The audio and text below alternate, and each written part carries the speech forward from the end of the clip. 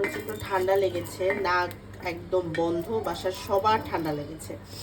এত বেশি ঠান্ডা লেগেছে যে কোনো কিছু ভাল লাগছে না, কোনো খাবার ভাল লাগছে না। তার জন্য এখন ভাবলাম যে একটু মরিচ ভর্তা করব, পেঁয়াজ রসুন আর মরিচ নিয়ে ভর্তা করে খাবো।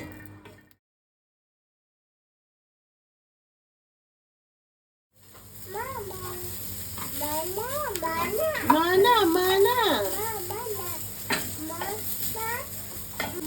আম্মু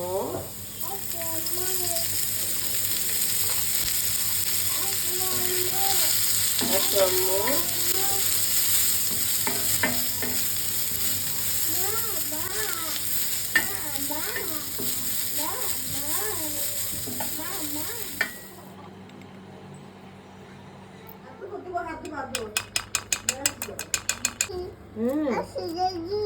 আসো দাদি, আসো দাদি।